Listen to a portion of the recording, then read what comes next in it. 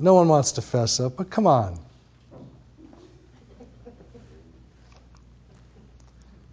What's the symptom picture of general toxicity? General malaise, fatigue, headaches, joint and muscle pain. Chronic mucus production. How many people wake up in the morning hawking away?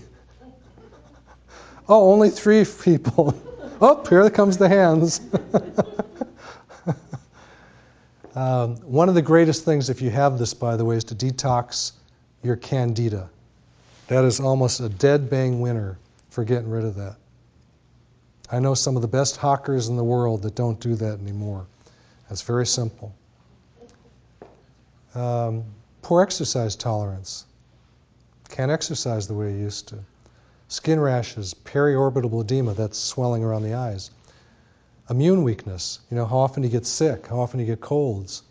What is the antioxidant level? We do a blood test called SpectraCell that checks for any deficiencies in amino acids.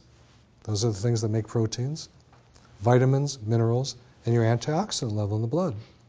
As we age, the antioxidant level seems to creep down and down, just like everything else, including the bellies that are protruding down that no one has. So I did have a man today who I did my executive health program who was 75 and a quarter years old. He did say and a quarter, which was cute. And he had a very high antioxidant level. I was absolutely shocked. But he's the only one I've seen so far. But this guy, all of his labs were immaculate. The only thing he lacked really was enough testosterone, which we're going to replace. So, general toxicity, environmental and chemical sensitivity. So people think this is their problem. They have this disease. No, that's not their problem. Their problem is they're toxic, and it causes sensitivity to chemicals and perfumes and soaps and whatever it is that turns you off. Mental status changes. How's your mind working? Lack of concentration. Now, no one in this room has lack of concentration. I know, I'm not going to ask. No one in this room ever gets depressed. No one has mood changes. Everybody wakes up happy.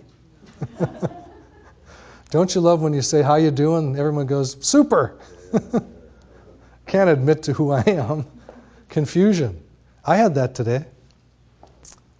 For a second. Memory loss. We do a test in our office that's called the Headminder test. And it's a test on the computer where we check for how fast the neurons fire and speak to each other, how good your memory is and learning ability, what your attention span is. That's always a fun one to see. I had a guy come in once who was the CEO of a major film studio in town. And I got his Headminder results back. And he was in the lowest percentile of anyone taking that test. Millions of people had taken that test. And when I saw the results, I saw it before he came in the office. And I was thinking, this cannot be accurate. He must have screwed it up or something. Then he came in the office and he was like this. He was looking around.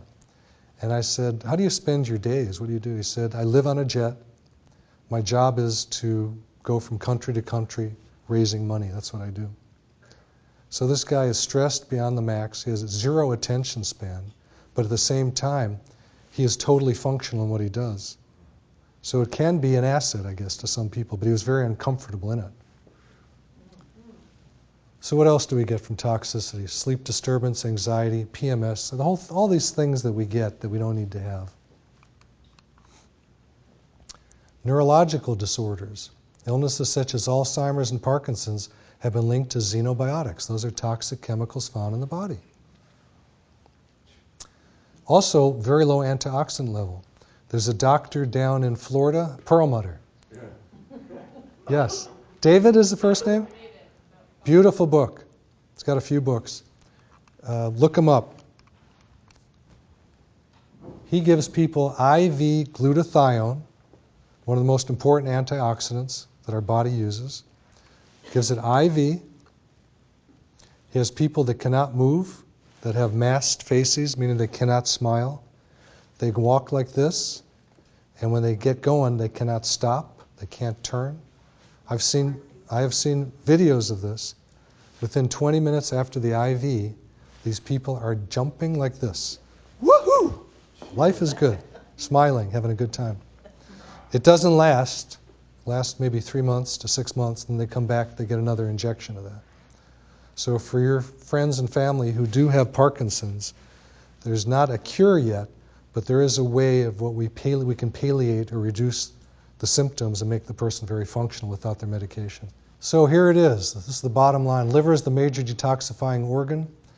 The liver utilizes a two-phase system in detoxifying the body of harmful substances. I really want you to get this. Number one, the first phase, transforms toxins into more water-soluble compounds that are then carried through the blood to the liver for further processing or to the kidneys for elimination in the urine. So this whole process of detoxification is changing the toxins into forms that we can eliminate. Therefore, lots of water. Second phase, completing the detoxification of the liver and sending the toxins back to the kidney for elimination or into the bile for elimination via the feces. Anyone ever heard of bile stones? Gallbladder stones? Well, that's a lot of toxins going in there, not being released. This is a picture of what it looks like.